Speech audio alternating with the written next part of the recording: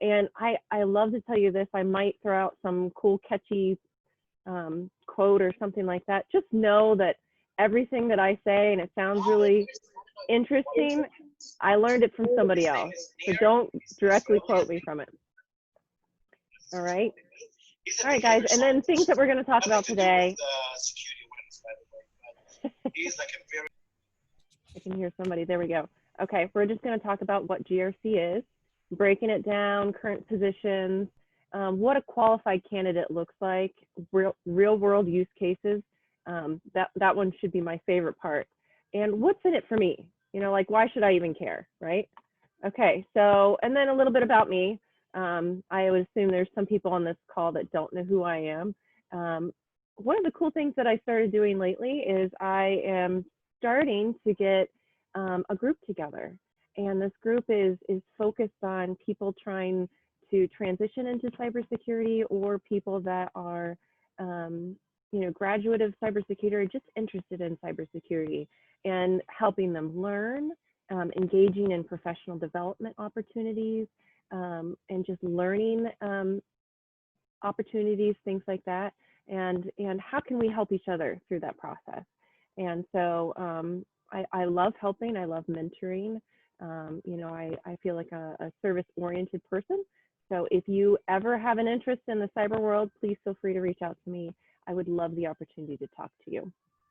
Currently, I am a advisor in IT risk and compliance. That's a very generic title. So what I do is I do global policy. So for an organization called Cardinal Health. They are not a hospital unit. They are a provider of medical supplies and a pharmaceutical logistics organization. I've had a very rare opportunity to lead 2 organizations into their cyber capabilities.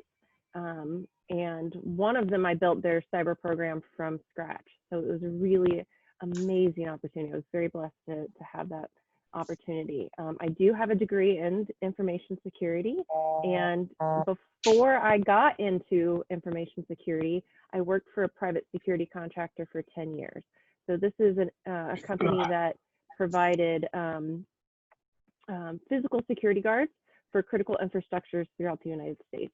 And it was one of my first professional positions, and I was there for 10 years. And that's really where my passion for protecting things, right? So I think that's where that kind of formulated. All right, guys, let's talk GRC. So here's my question to you guys. What do you think about when you hear the word GRC? And again, I'm going to forewarn you, if you guys don't give some answers, I'm going to pick on you, and it may be a random person. What comes to mind? What do you think about when you hear the word GRC? Is anybody familiar with this term? I think about policies mostly. Okay. It reminds me of the government. Okay. Like I wrote down more acronyms for real. Yeah, Yes, I was going to say I've never heard it as an acronym before, so that's a new one for me. Yeah, governance, risk, and compliance. I actually was in a cyber position before I heard the term. So we are here. I should say this too, guys. We are here as a learning opportunity. So if there's not something you're completely familiar with, absolutely reach out, because there might be things that I don't know that you say, and I don't want to be hesitant to have the opportunity to learn. And I absolutely want to provide people that opportunity to learn something without having some level of trepidation that we're going to judge you for not knowing something. So there are things, even though I've been in this world for a few years, that I learn every day. So please do not fear if there's something that you do not know. Please absolutely reach out and ask a question. Use that chat, and they will interrupt me if you're a little on the shy side. So John, I think you said something too. What were you saying? Oh, I don't know. I was just going to say, whenever I hear, governance, risk, compliance, like a lot of people, I just feel like, oh, that's just another hurdle you gotta get over.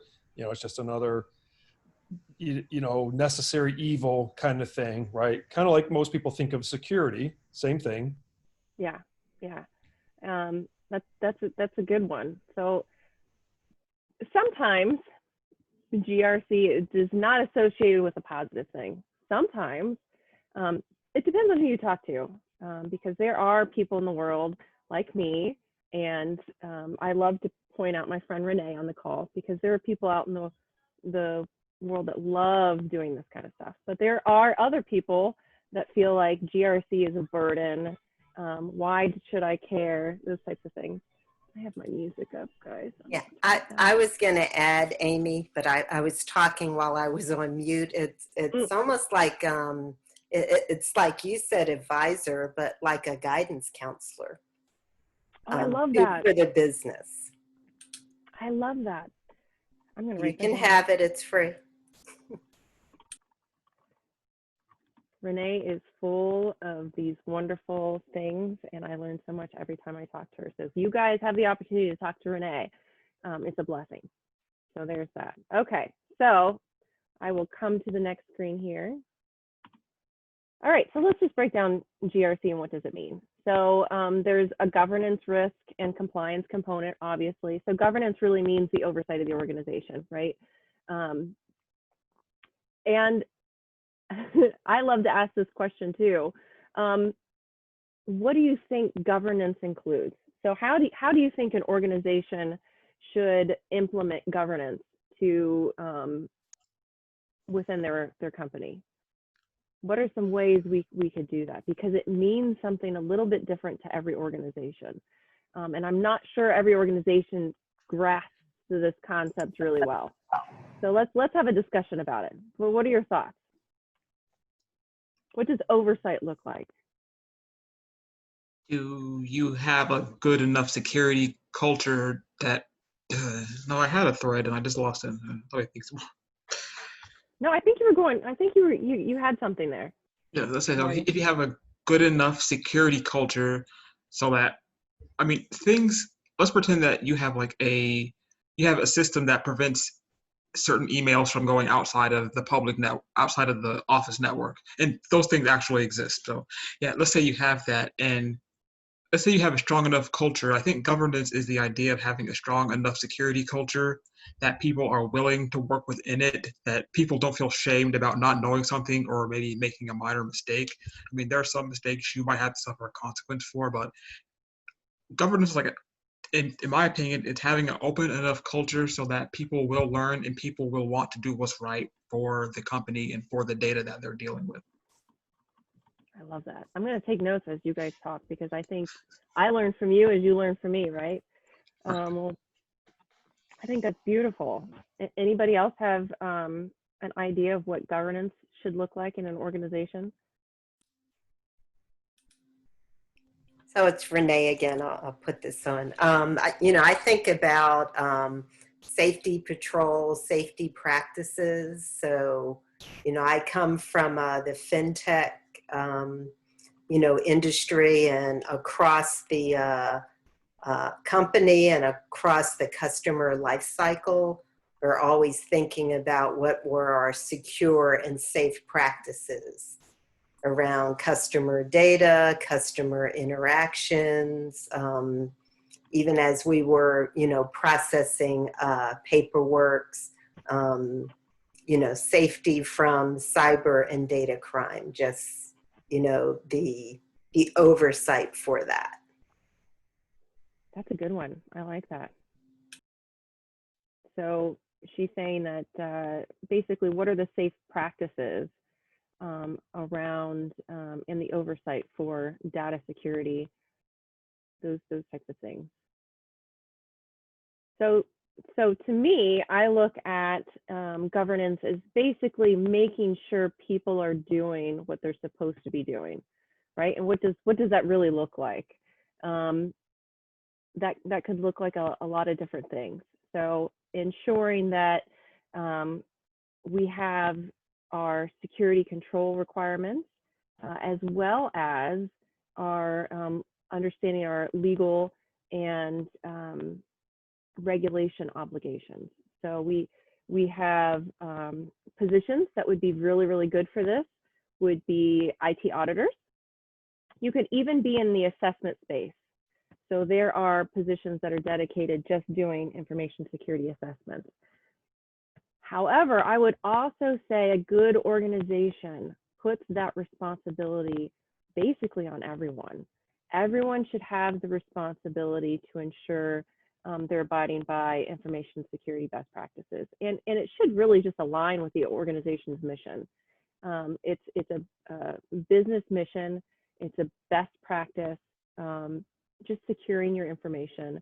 Yeah, those types of things. So let's talk risk. Risk is another one of those really, really interesting things. So I look personally at risk as two different things. As a professional in this world, I look at it cyber risk and business risk. I think that you have to take those two things into accountability, right? So cyber risk is knowing all the threats and trying to determine how those threats impact your organization through various means. You know, that's you know, with mitigations, identifying, compensating controls, assign values to those threats. And sometimes you can quantify those based on loss scenarios. So there are, in larger organizations, professionals dedicated to doing those types of things. In my opinion, it's very subjective, being able to quantify cyber risks. So if we want to go down that way, it is advantageous to assign a qualitative value to some risks from an impact perspective.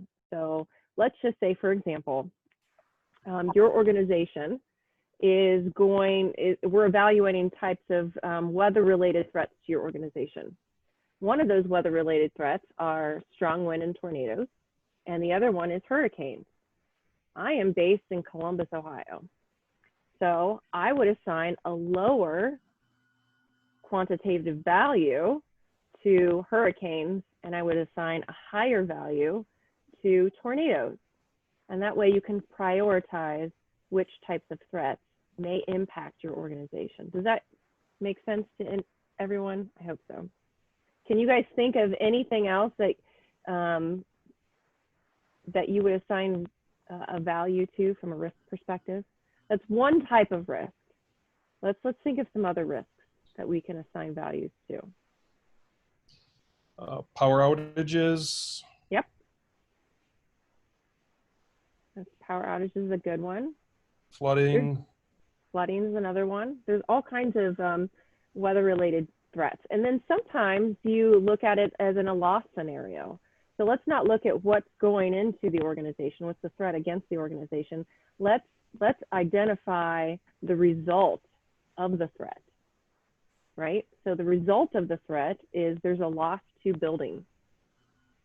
So what happens as a result to the loss of a building, and determining strategies on those types of things, right? But it also includes business risk. And for me, when I'm assigning security risk, I'm looking at all of those things together, right? So it's not just understanding risk from a cyber perspective, but understanding it from a business perspective, and having a very big understanding of all those things. And then compliance, that's basic. But compliance, when people think mostly of compliance, they're thinking of laws and regulations, right? And there are certain laws that are not just federally mandated. Some laws are industry mandated. So, for example, Pci Dss, I know, again, my friend Renee knows a lot about that. I'm calling you out, Renee. Is a standard based on the industry. It's an industry mandated regulation. And why it's important is because if you fail a PCI audit, then you can get your ability to run credit card transactions away from you. So it may not be federally regulated. However, you still want to abide by that PCI law, because obtaining that ability or losing that ability to run those credit cards is going to tremendously negatively impact your organization, right? So there's those laws, but it's also understanding. Go ahead, John. I'm sorry. So where does the PCI compliance requirement come from if it's not federal? It comes from the credit card companies.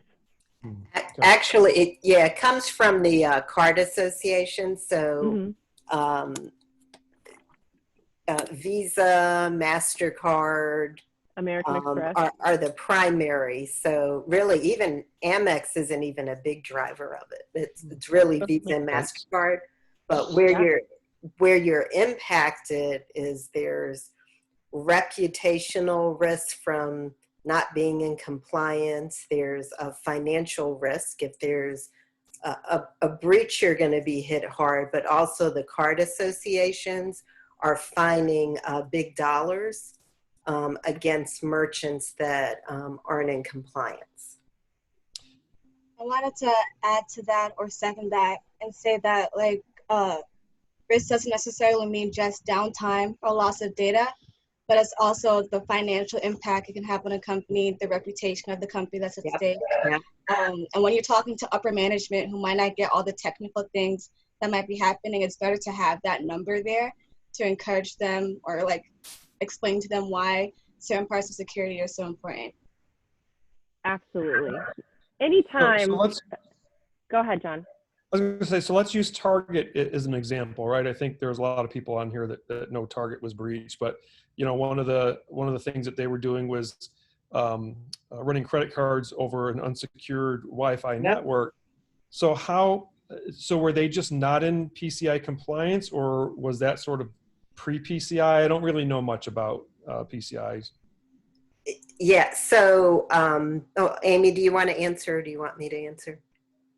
Oh, it doesn't matter. If you want to, anybody who has added value can answer. So in the case of Target, and I know a little bit about them because they were one of our clients when I was with Elevon. So part of the issue, there was the network security side where there was, a gaping hole in how they were managing cardholder information and data.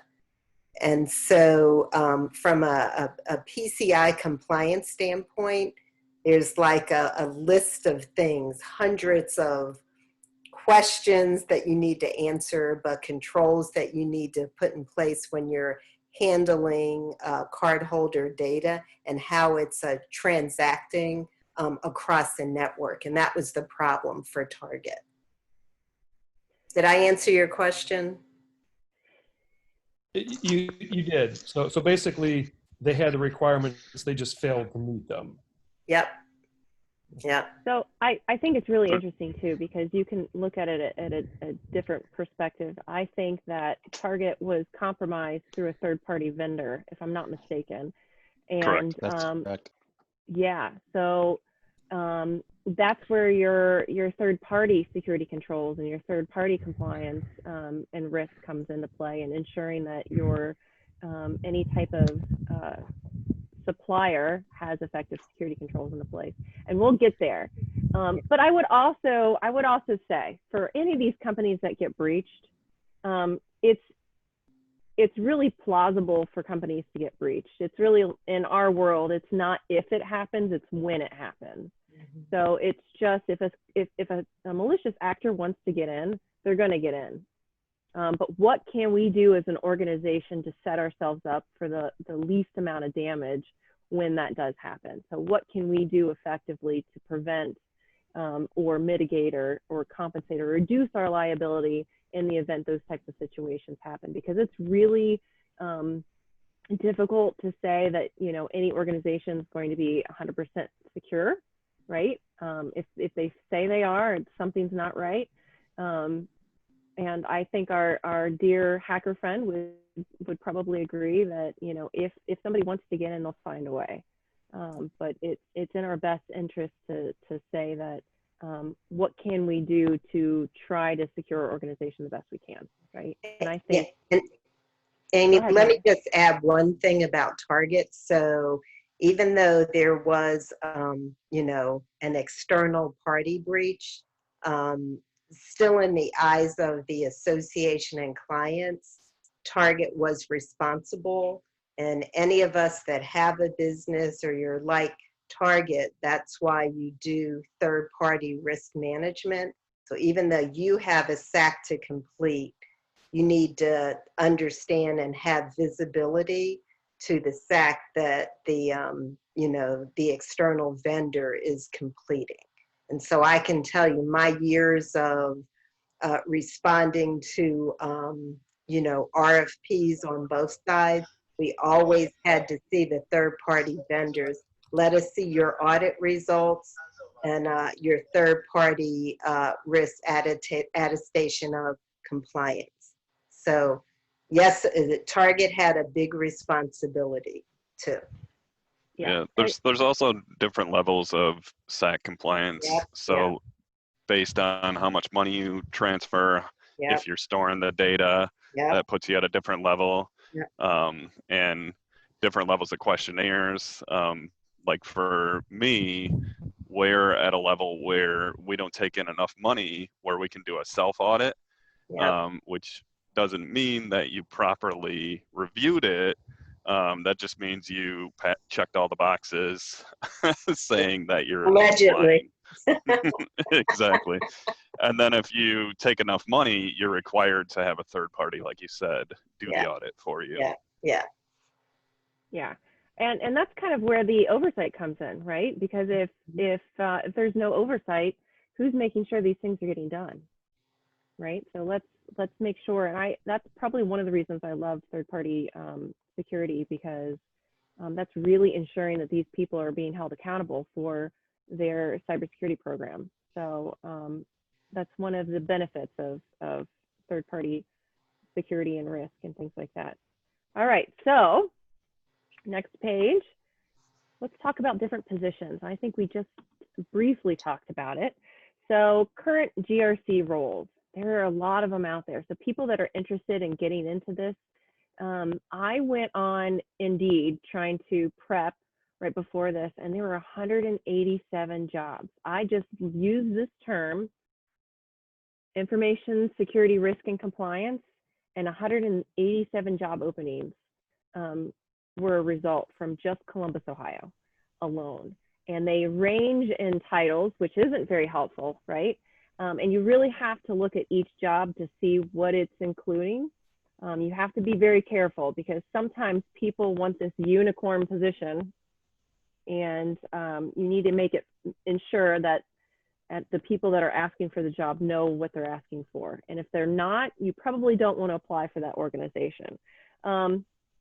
So information risk advisor, data privacy analyst, information security compliance analyst, information risk auditor, third-party assessors, advisor, IT risk and policy, that's my title, security analyst, enterprise risk. So it can really differentiate depending on where you're looking, but there is an absolute need for these types of positions. So rest assured, if you're interested, there's roles out there. All right, so let's break down. Go ahead. Quick question. So that's a lot of jobs. What percentage of those, you know, within reason, do you think are six-figure type positions? Probably not as many as you think. Well, I didn't think, I had no preconceived idea. Okay. I just was. Yeah, I think that the common buy-in, so our marketing strategy to get people to come into cybersecurity is you can make a lot of money, which is true. You can make a decent amount of income, but please don't assume that you're going to make six figures right after you graduate college or you pass a certification. I would say that you have the propensity to have a very good income after a few years. I can say that about my income tripled 5 years after I graduated college. Okay. John, I want to say it depends on the location and where you live. So Ohio, the cost of living is a little bit cheaper than over in the Virginia area. So somebody that probably got about 4 years of experience, probably their college degree, maybe round about, I'm gonna say maybe 50 to 60K. And that's only because I know the job market in Ohio versus Virginia. Okay, thank you. Great Yeah, feedback. yeah, and I would add to that too. It's definitely market region driven. And I will tell you, like on the risk management side, coming out of college, you can make decent money. And you may not have to wait 3 to 5 years, depending on the industry and depending on the market. Yes, there's a lot of variables involved. I would just say, don't expect to make, 6 figures right out of college, but be patient, because once you become knowledgeable within this field, you can make really good money because the demand is really high and you've got leverage. Sure. Well, I guess, really what I was looking for is, is that an achievable goal after, a few years in the industry, or are you always going to be, as 90% of the people in the field, going to be capped below that? Again, taking into account region and those sorts of things. But, if that's an attainable goal, then that's really all I was looking for. Yeah, it's very attainable. It's very common for people that I work with to make six figures. Okay. I would say that it's easier so if you're transitioning from a world of IT. So if you've been in IT for a long time and you want to transfer into cybersecurity, they're willing to train you, and you're very likely to make a really good income. Good to know. Hot positions, and I say that because I know you're in IT. Hot positions right now are application security. So if you've got an application background and you want to go into information security, I'm more than willing that they train you on those types of things. So because they're hot, and cloud security is a really big thing right now. Mm-hmm. I think there's this misunderstanding that cybersecurity is all hackers and penetration testing and breaking into things, and that's not the case, right? So there's a lot more to it than that. It's very diverse and intricate, and there are very specific domains that you can go down into. So let's take a look at some of the positions and what they can do within the GRC range. So, for example, an IT security risk advisor. Now, I would put a disclaimer on this. Every organization is going to call this something different, and it could mean something different at every organization. So again, please make sure you're reading the job description to fully understand what it means, because when I worked at Nationwide Insurance, it was a big company. They had IT risk, I think, advisors. That was the title for every single security professional, and it meant something different. Every single position meant something different. And I said, well, this doesn't make any sense. Why are we doing this? But that's what it was. I had to navigate through the different areas. Primarily, if you're an advisor on IT risk, you are consulting on different business units, the risks to doing something in an IT from a security perspective. And we'll get to some of those questions in a minute. So if you're like, well, what does that mean, right? Because that's a question. What does that mean? We'll get to that in just a minute. Third-party risk assessor. Some people don't know what this is. So there are dedicated teams that go out and assess your suppliers to ensure that they have adequate security controls. And that is really dependent on the organization as well. So what I say, security controls should be commensurate to the size and complexity of an organization and the type of information that they're processing.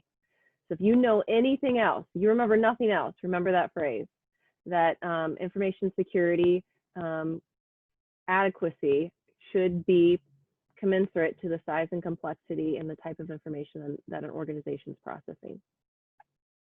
An information security analyst, compliance analyst. So anytime there's a compliance element included in that name, it really could be dependent on the type of compliance that they're talking about. There could be an organization that wants to hire a compliance analyst that deals with just frameworks. There could be compliance analysts that deal with a specific regulation. So PCI, when I worked at Nationwide, they had a team of PCI compliance specialists. At Cardinal, they have a whole team of HIPAA compliance advisors. So you've got different types of levels of compliance, right? My title has compliance in it, and I'm a policy advisor. So I'm the person writing the policies for the organization. You also have sometimes data privacy falls under IT risk and compliance, or GRC, I should say. I will preface that a lot of times when you deal with privacy, it falls under the legal world. So a lot of the privacy analysts tend to be attorneys. It doesn't mean they have to be, but there are just so few and far between that are experienced, knowledgeable privacy individuals out there in the world, that a lot of times it just falls under the legal department, because there's a lot of legal requirements and obligations that impact the organization. So it's advantageous to have those types of individuals in the legal world, right? And last but not least, that's me. I create the information security policies at my organization. So I would also say that I have not ever seen a dedicated person that writes policies. Most of the time, what I see in an organization is that you have somebody that has a side task of developing policies, and that might be part of your team's responsibility. So it may not be necessarily an individual responsible for the whole thing. Usually it's a team or an identified resource that's responsible, and then all those policies kind of make up the information security plan or program within the organization. So I get excited because I feel like you can have better consistency, less redundancy, duplication of efforts, and more organization of policies when you have one dedicated resource to kind of organize the whole thing, right? And one expert to know where the policies follow. So if somebody's asking, hey, do we have a policy on this? If I don't own that piece, I can tell you and direct you where the responsible resource is. So if I wasn't the person over all the IT security policies, you might be talking to like the application security team, the security operations team, the HIPAA teams, all the different teams that make up your information security program. It might be a lot. So I actually really truly appreciate there's a dedicated resource for doing the policy element. And I'm the weirdo, guys. I like doing policy stuff. Okay. Amy, I was going to ask you how you felt about the risk of having policies stretched across the organization. Oh man, it is a huge task, because I have people like, how many people are on your team? It's just me. It's a huge task, but I love to be challenged and I love learning. So that is one of my favorite parts, and we'll get to there too. Okay. All right, and Regina, I'm gonna put you up to this one next too. What makes a successful candidate for a GRC role? And this could be really any cybersecurity role, right? So for me, I even talked to my boss, my supervisor the other day, and I was talking about how I was communicating with some of my care team about communication skills. I would almost argue that communication skills is one of the most important skills that you need to have in my position. You need to be able to not only articulate and speak to different audiences, but you need to be able to influence them as well, positively influence them, right? So things, if I were a hiring manager, these are the things that I would say would be important. Now, I'm going to preface this with, everyone is going to have their opinions on what makes a qualified candidate, okay? And I'd love to hear your feedback after I start talking about some of these. And I'm going to call Gina, because I know she's got a lot of opinions on this, and I love her enthusiasm. But I think if I had a candidate that I was interviewing and they came into my interview and they were able to speak well. They were enthusiastic and they were kind, and they felt, I could see that they wanted to be helpful, right? I would probably pick them over somebody who's had 10 years 10 years experience. Why? Because somebody who's enthusiastic and willing to learn, I can train that person and I know they're going to do a good job. But if you come in with arrogance and you have really strong opinions, like, well, this has to be this way or nothing at all, you're not going to have effective communication, or you're not going to be able to positively influence people that struggle to adapt to cybersecurity. So I'm a hard pass. So please remember those types of things when you interview on things like that. So again, we are in the influence business. So we have to be able to not take insults when somebody is like, well, why do I have to do this? You should look at that as an opportunity to explain why cybersecurity is important. It's not a negative thing. It's giving you that chance to explain the key elements of cybersecurity. It's a good thing, right? And you should look at it as a positive element, not a negative element, and those types of things. I think somebody in the GRC world also needs to have knowledge on just basic cybersecurity controls. So you need to know what the basic domain of cybersecurity controls. And if you guys have questions on that, we can reach out later, but I did put some examples on here. So really good resources for basic industry standard frameworks is 853. CIS, if you're in the banking world, the FFIEC is a good one. But these are all different types of frameworks that provide an organization of what types of cybersecurity controls you need to have in your organization, okay? They also need to have some level of familiarity with laws and regulations. So if I was interviewing somebody for a GRC role, I would say you at least have to have some level of familiarity with PCI, HIPAA, GDPR, CCPA. I'm not going to expect you to recite it, okay? I just want you to have some level of familiarity with it because it's basically impossible to memorize the whole thing. So you're not a lawyer, but let's make sure that you have the basic elements of those and how they impact the organization, and you know how to get to that type of information if you need to look at it and dive deep, right?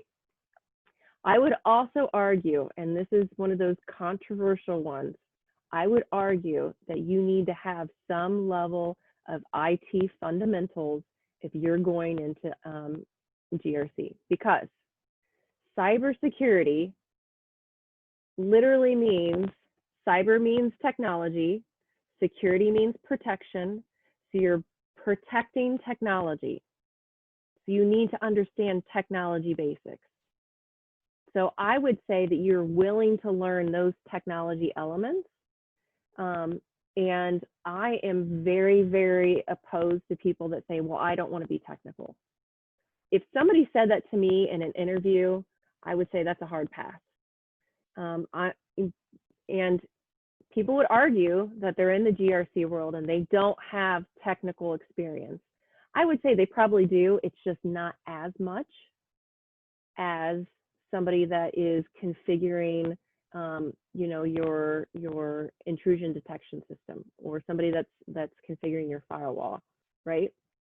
I would argue that it's just a level of technical exposure.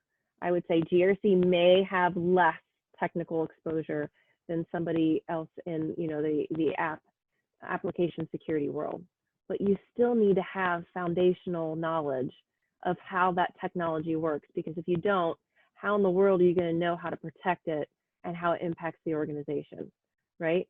So I would argue those types of things. That's one of those controversial things out there in the world.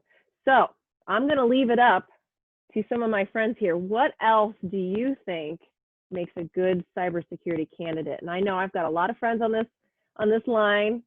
So Regina, Katia, Chris, what are your guys' opinions? What did I miss? What makes a good cybersecurity candidate?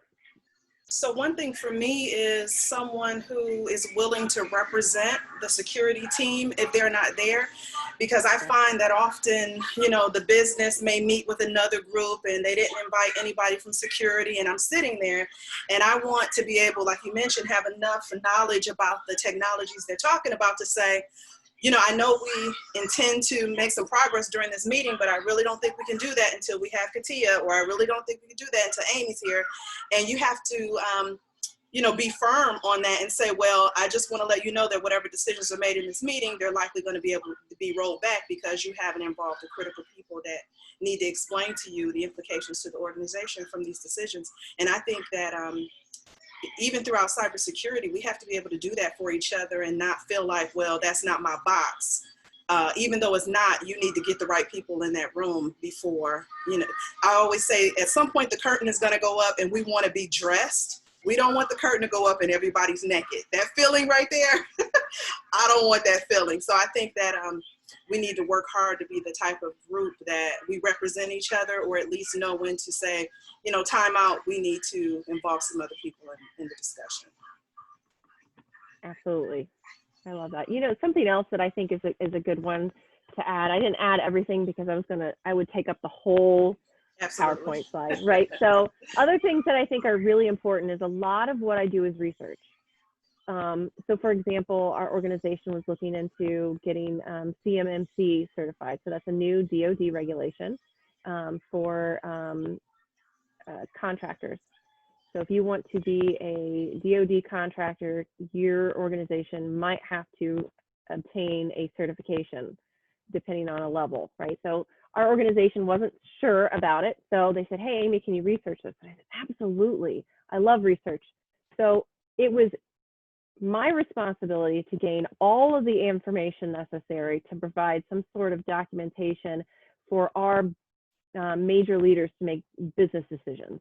And these are things called, you know, that involve cost, time, resources, all of the major impacts to the organization. And our leaders need to be able to do that, right? So they need to say, hey, I need you to look this up. And you need to be able to say, okay, I'm going to do all these things and familiarize myself, you know. So research is huge. I strongly recommend anybody that's wanting to get in the cybersecurity role to do research. I do it every day. I actually enjoy it. I think it's fun to learn new things. So what, Katia, what am I missing here? Please don't get me started. Do you agree on my IT fundamentals? Yeah, so, but I do want to piggyback on your research. So I tell people this all the time.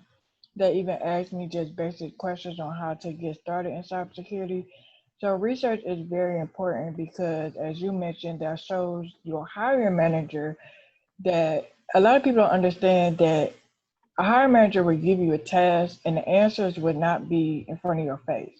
So you have to know how to research. Google is your best friend, or maybe you got to go back in the archives of the computer system to figure out what they're talking about, or maybe you have to go back in your emails from 6 months ago for a task that they're trying to tell you to do now. So research is very, very important.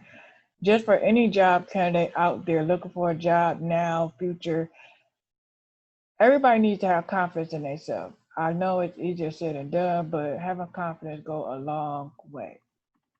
A long way. Confidence is important. And that's all I gotta say, because you know how I get. The other thing, you know, Katia just made me think of something is when your manager gives you a task, is to be the professional. And sometimes when I have someone in leadership give me something to do and I just want to rush and get it done, I pause and say, let me double check that what they told me to do is really what they wanted. Because I find over 50% of the time I have to go back and say, I know you asked me to do A, B, and C, but when I looked at B, this doesn't mean this. Is this what you wanted? And they go, oh no, let me take that back over here to this other group, and I would have done the wrong thing. So I think being the professional and realizing that they don't always know 100% of what they're asking, that's why they're coming to you, and to go through and make sure that you really have all the information, that you're making the right decision from where you're sitting is critical. You can add value to a group immediately. They'll start to always want you there because you'll fine-tooth comb. Forgive me about Jonathan, he wants to sing to you guys. That's good. No, I think that's great. So to piggyback on that as well, is that it's really important. understand your target audience, right? So once you get into a cybersecurity role, and any role really, is to understand, you know, when they're giving you a task, they're asking you for something, understand what kind of feedback they're looking for. So this is where you kind of talk to your friends, your coworkers, and ask what kind of person you're dealing with, right? So what is my target audience like? And don't hesitate in reaching out and asking those questions. Just getting some basic feedback from your coworkers and things like that. Because what I find is, you know, one person might want all the detail. They may be super analytical and they want all the detail. More often than not, they don't want all the detail, and they want as basic, high level, bullet point, as minimal information possible. And what they mean by that is they want to know how much it costs. Really, right? Absolutely. So yeah, so it really comes down to money. So make sure that you're taking those things into consideration. As much as I want to write a 3-page or 20-page dissertation on this new cybersecurity framework, I think we should do it. Yeah, I could. I was just excited. Well, we should have it. We should have the information available. Just don't give it to someone who will feel overwhelmed. Exactly. Yeah. Or You almost made me joke with they just want the money. Because it's true. Yes. AKA they're interested in how much it costs. Yes. Then on page telling 1. You, yes. I'm telling page you. one at the top in the paragraph, and then after that you say why you need that much money. Yes. Yes. And, well, that's another always, good point, is being able to educate people as you travel around, because sometimes people have different perspectives, even of the same terms. You find out that their definition is worlds apart. So being able to educate people without them feeling like you're putting them on the spot, just so everybody goes with you to an answer, is so important. Because they'll be in the alley making deals. Oh my God. I agree. So am I missing anybody? All right. So let's go to the next one. Okay. So you guys are probably curious, what, you know, when you get into the information security world, what kind of questions are you going to get asked? How do you make a determination on different things, right? So these are questions I've actually been asked before. But I wouldn't say number 2 has been asked before, but I want to make a point on or I should say number 3. We'll get there. I'm trying to get you guys to get into a cybersecurity risk mindset, right? So number 1, I want to print from home. Is this okay? What would your answer to that be? To me, it depends on what are you printing. Exactly. You know, why do you need a printout? Well, it says I want to print from home. Yeah. Who are you talking to, your boss, or you talking to your husband? Right. And also ask how are the computer and the printer connected? Exactly. So my response to just about any security question is generally, it depends, I need more information. And that is an appropriate response to any question. It is okay to say that. Don't feel ignorant that you don't know how to respond to something like that, because, man, I feel like I need more information before I respond to this. You absolutely need more information to respond to this. You know, even if I know the answer, I still say I need more information, because sometimes what you think think the thing is, when you ask them, they tell you some crazy, you like, oh my God, I'm so glad I double checked this. Right. Yeah. So when I got this answer or this question, I took a pause, and I am more willing to pick up the phone and call somebody. Let's have a discussion about it, because if not, sometimes you can have this back and forth email and you're not understanding each other clearly, right? So let's have this discussion over the phone. So like, hey, what's going on? Sorry, I've got something on my mind. Hey, what's going on? Can you talk to me a little bit about you know, printing from home? What's going on? Well, I heard that this organization was printing this and printing that, and I just wanted to make sure it was okay. So it was really not even that person printing something. They saw something and they wanted to make sure it was okay. And so then from there, I'm like, well, what are they printing, right? And how much volume are they printing? So is this a one-time thing, or is this a continuous effort that's going to have a large impact, which raises the risk, right? So I think we kind of touched on number 2. This happens more than you know. You've got a business unit that has its fancy new system software, right? Hey, we've got this new thing, new software solution. Is it safe? I should honestly tell you, I get more questions on, is this secure? Is this safe? And I will more than not explain to you why I don't answer yes or no, because nothing is 100% secure. I don't like answering questions with absolutes.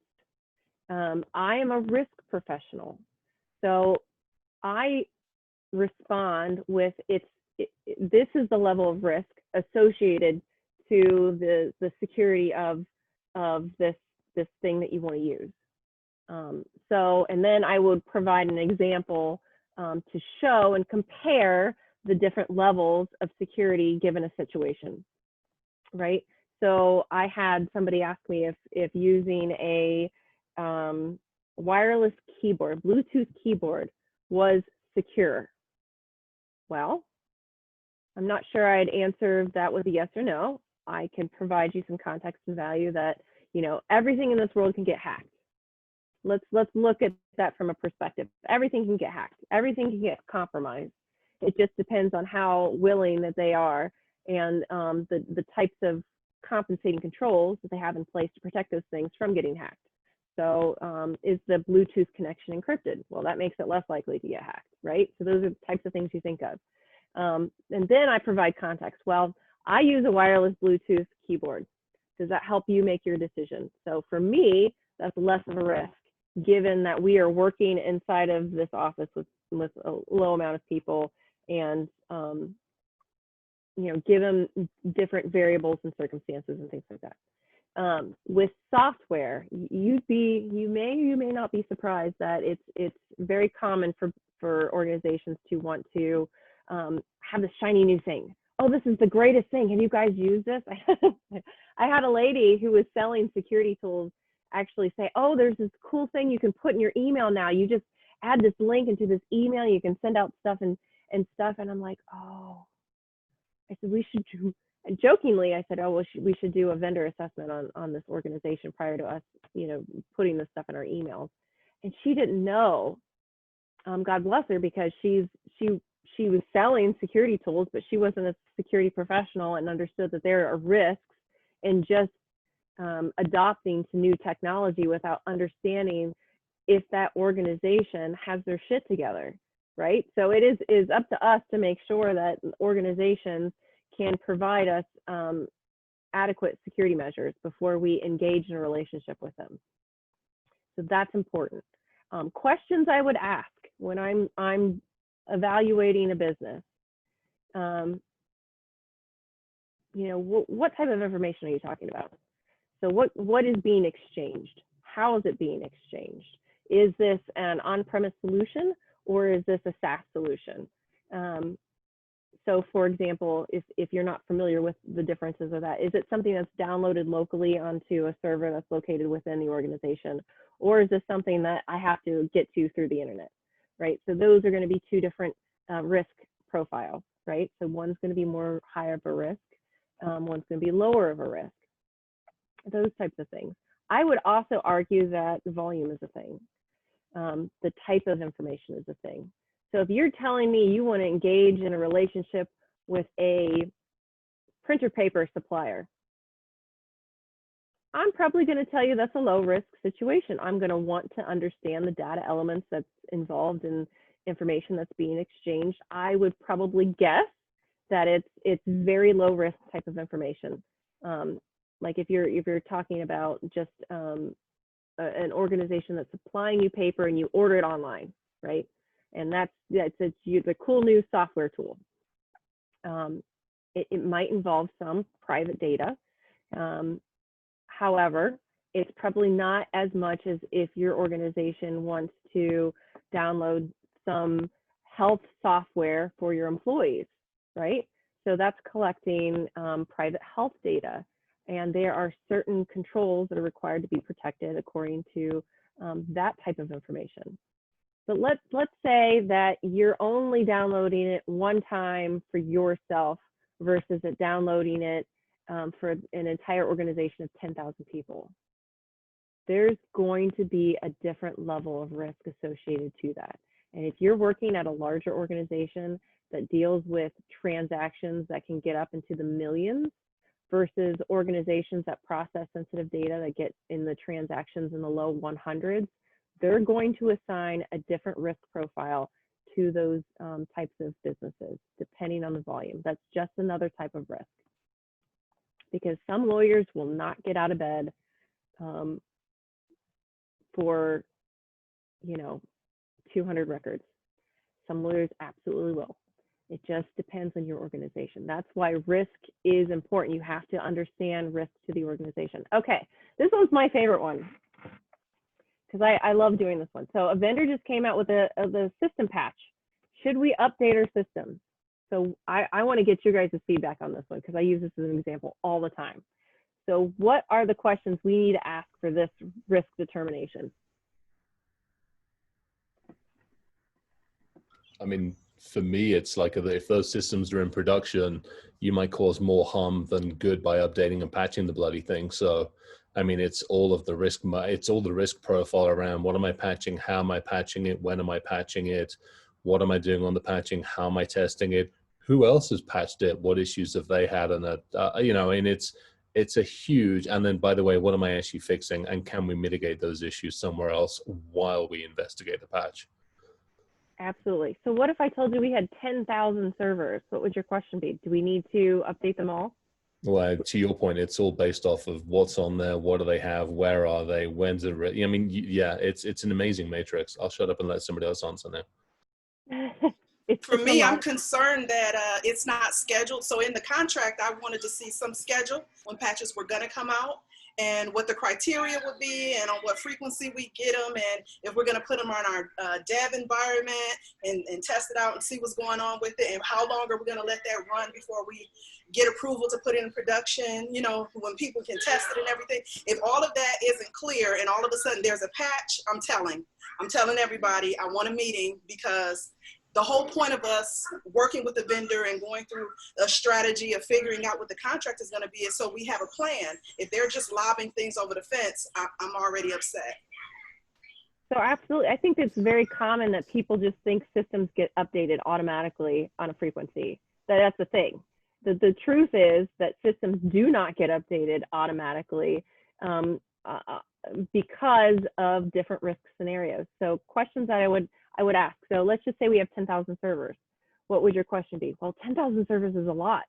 Patching 10,000 servers could be a lot of money. So that's going to be a question, right? That people are going to hesitantly say, well, wait. Do we need to update this patch? Let's get some more information.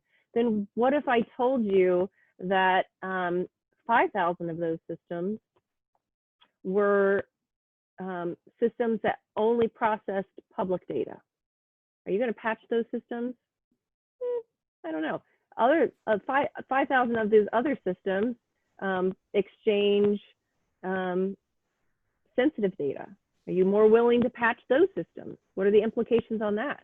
Well, let's just say that what if that patch was not exploited? Like, so let's say it was a patch that wasn't security related, and a lot of times, I think, Chris, you could probably help me with this a little bit more, but how do we explain the difference between a security patch that's been exploited in the wild versus a security patch of a vulnerability that has not been exploited in the wild? So typical, I mean, Regina just disappeared off, but to her point, I mean, we have, let's face it, we have Microsoft Patch Tuesday or Patch Thursday, whatever the hell it is these days. And those are all the scheduled patches. So, hey, we've seen something, but it's not an urgency. So we have CVE. So you have the CVE ranking. If something's coming in under the CVE like 9 or 10, your ass is patching that relatively quickly, because And it's all down to dread and threat matrix models. In other words, how much damage can the patch potentially have? How easy is it to exploit it? And how many people would be able to do that? So there's a little matrix inside there that we put together and say, hey, this is why it's a CVE ranking of whatever. Because not only have we seen it, we've seen it in the wild, and it can be done by every script kiddie known to mankind. And PS, you know, we've already got software that's already using it, so your answer is going to get handed to you. That's the, hey, we're patching this tonight on all those critical systems, keep your fingers crossed, versus, hey, it's just coming out on Patch Tuesday. It's something that we care about, but we haven't seen an exploit, and it's low level. And even if somebody does do something, the ability for them to pivot's minimal. There's a whole matrix in there. There are so many things to take into consideration. Yeah. So many things. And this is, I think, why it's a good exercise, right? Because then you guys are thinking about, oh my gosh, there's so many decisions, or there's so many things that impact that decision, that you can't just automatically update things on a regular occurrence without taking all of those things into consideration. So a better approach really is to have that vulnerability management plan that it's going to assess those different things, and you're going to understand how to patch things on a specific cadence, determining those different impact levels, right? So that's a better approach. But to get you to think like a risk professional, I think this is a really good exercise to do. Because then what if you've got 5,000 servers that are processing sensitive data, but then you've got a budget that doesn't fulfill patching all those systems? Well, that's a problem. How do you determine which systems to patch and which systems not to patch? So these are the types of questions that are normally involved in the GRC world. Not to necessarily everybody, but just to give you an idea of the different things that we have to take into consideration. It's not consistent either. So you're going to get a question, and you have to think outside the box of the different levels of impact that might result in your answer. That's a great interview question. If you're in an interview, to ask the hiring manager, how do they determine that? If they give you a blank look, run. Good one. That's a good one. Am I missing any really good risk decision questions? Well, I have a question more so about the communication that happens between the information security team and the actual security analysts or security engineers. Because when I was working before, I've had scenario 1 and scenario 3 happen before, and we have policies in place for that. But then again, like when I went home, I could print on my computer, even though our policy says we're not allowed to print any information from home because we were dealing with personal health information. And the same thing with the last one with patch updates. We're not supposed to do patch updates on our personal laptops or company provided laptops, but I updated my software all the time, and I wasn't supposed to be able to do that. And as far as the information security team was aware, we weren't allowed to or able to do that. But the security analysts, security engineers, I don't think ever implemented that or put that into place. So I want to know more about the communication that should be happening between those teams. Well, if you're in a security role, part of your role, whether you think of it as not, is advisory. So if you see a concern, you should absolutely communicate that concern and take it up the rank. More than likely, or let's just say, let's hope that they have some level of remediation plan. If they told you that you're not supposed to do something, and they've also communicated that you shouldn't be able to, is really the key thing. If they're telling you shouldn't be able to, and you can, I would communicate that out. And I'm more than positive they're probably saying that they're working to get there, right? So they've got some sort of action plan, different steps that they're going to take over a period of time to make that happen. And even if they say you shouldn't be able to, and let's say they don't say like you, let's say that you shouldn't instead of you shouldn't be able to, how do they keep track of who does and who doesn't do what they're not supposed to be doing? Again, it depends on the organization and the type of things they have in place. So sometimes a really good, sophisticated organization is going to have high-level logging and monitoring capabilities, but not all organizations have that capability. So sometimes visibility is not a thing. So I know that Chris could probably agree with me that organizations' visibility is not always at the level that they'd like it to be at. I think, I mean, Oh, let's be nice. It's rarely, if ever, at the level Yeah. that anybody thinks of that. I mean, that's one of the biggest frustrations I think in the industry is everybody's like, oh, we've got endpoint, it'll protect us. I'm like, only from the systems you know or the computers you're aware of. And everybody in the organization's got a different number of computer assets that would be able to be influenced. So yeah, undeniably so. Nobody's got a freaking idea as to what shit they've got in their environment. Yeah, so sometimes they don't know, to be honest with you. So insider threat. I think Yash has a good question on patching, though, if he wants to talk about that. Oh, somebody had a question? Yeah, absolutely.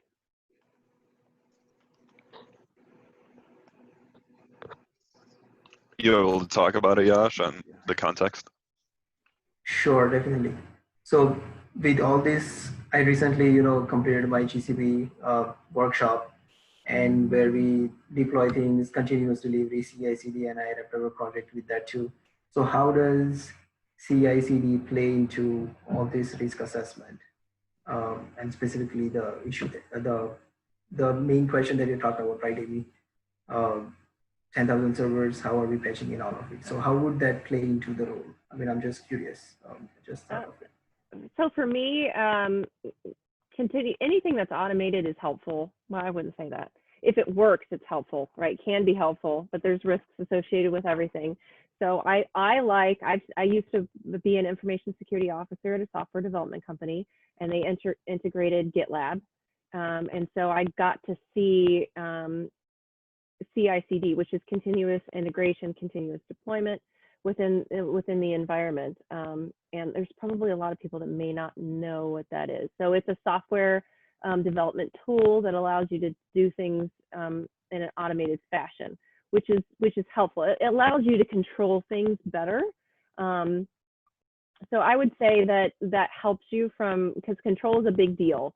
So if you have a lack of control within your environment, that's a security issue, because you can have risks associated with the lack of control of things, and the lack of change management and version history and things like that. So I would say CI/CD is a big thing, but I would say that's more associated with your application security professional. And so I work with those professionals to build out policies. That's how I deal with them. So if that's your question, like how does application security fall into GRC? I deal with them personally from a policy perspective, but there's probably risk advisors that look at those types of performance to see if there are risks associated with them. Like if there's a vendor, if you're using a vendor, what's the third party risk to using that vendor? That's GRC. Those types of things. I hope that answers that question. Am I missing anything? Okay, good. Thank you, Amy. All right, so other things. Let's take our next slide. So, I love this. So what's in it for me? I would call this slide, why I love my job. Okay, I love my job because I get to be challenged. Not everybody is like that, but I love a good challenge, right? So I get to learn new things all the time. I have the opportunity to demonstrate my knowledge to other individuals, and we can learn together. Building relationships is a deal. At the end of the day, guys, I know that what I do makes an impact to the world. And you're like, whoa, Amy, that's a big one. But seriously, every little thing we do in the cybersecurity world compounds. So every little, it's kind of like every vote counts. Every little thing that you do is just a tiny piece of the ocean, and those little pieces all form together, right? And I know at the end of the day that I'm going to make a difference in protecting something, and that something is a big deal in my heart. And I love knowing that the things that I do make a difference. I love building relationships. I love learning new things. I love being challenged. If you are the type of person who gets bored, then cybersecurity is a thing for you. It is really, really exciting. But I do know, guys, that job searching can be difficult. Like I said, that I've got my little group, of my care partners, and I see some of you guys on the call today. Thank you for your support today. So what I love to do at my calls is I love to provide a level of encouragement for you guys, okay? So just know that it's not easy sometimes to get in there, right? And sometimes you can look at these positions like, oh my gosh, I don't know all of these things. Just know that you are making the steps to improve yourself, and you should be proud of those steps, okay? And that, I love this quote, that I love to associate everybody as a puzzle piece, right? You are a unique person that has a gift, and you don't even know how that gift could benefit the cybersecurity world until you get into it, right? And it's going to be amazing. So I would say that it's your contribution would be a gift to us. Cybersecurity is still one of those industries that are constantly evolving and changing and shifting. So that's my encouragement to you. Just know that you have a special gift that could be advantageous to the world that you know, some of us live in on this side of things. All right, guys, that's it for me. Any questions? I wanted to say one thing. So I love your little pillar you have there about being amazing and important, and I think that's what I love about it is cybersecurity is way too much. Humans shouldn't have to deal with being constantly infiltrated by other people. You know, you already have a daytime job and you have people outside your company that their whole job is to infiltrate your company. It's a lot. People have families, they have a lot going on. And I like to try to be helpful at work because I realize it's too much. So for those of you that are job searching, it doesn't get easier when you get in cybersecurity, but hopefully you find yourself in a place where all of you can work as a team and kind of help each other with this ambiguous expectation that business has for all of us. And so I just wanted to say that, you know, you want to find a spot where you're invited and you feel like you can contribute. It's very important because it doesn't get easier. No, and you know, when I first